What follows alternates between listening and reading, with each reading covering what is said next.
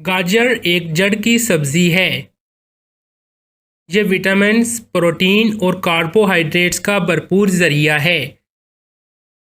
اس کے استعمال سے ہمارے جسم میں خون کی مقدار بڑھ جاتی ہے۔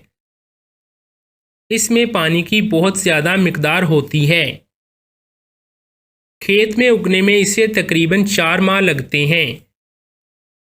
گاجر میں موجود وٹامن اے آنکھوں کی بینائی کے لیے بہت مفید ہے۔